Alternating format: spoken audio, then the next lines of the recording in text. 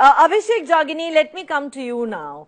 What do you make of all this speculation around KCR's possible role in national politics? Now, the good news for the BJP is that the opposition is rather divided in this country. But the bad news for you, as has been pointed out by political analysts, is that several strong regional satraps have emerged in recent years, whether it is Mamta Banerjee, Sharad Pawar, M.K. Stalin or KCR, a popular politician and chief minister with a big majority in his state, who has already shown us in 2018 that he may have national ambitions.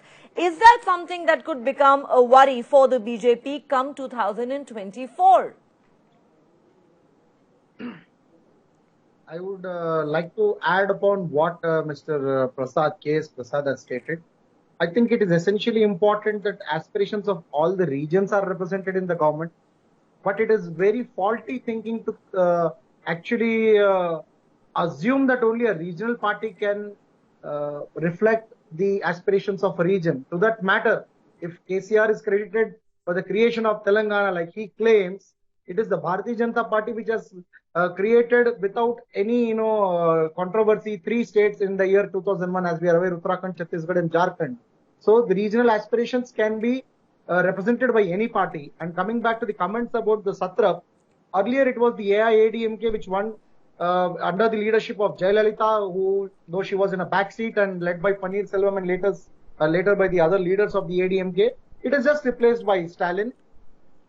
And in Karnataka, we see that BJP is still there. Kerala doesn't have a regional party. AP has a regional party. One earlier TDP, which was fully with BJP, though it is away from BJP now. And Jagan, who is away from NDA, but yes, supports us on pertinent national issues. So we don't see any large change in the political ground as such. We still think it remains status quo. People have lost trust on coalitions, not driven with any national party at its center stage, with too many stakeholders, which is very shaky and which is not very decisive.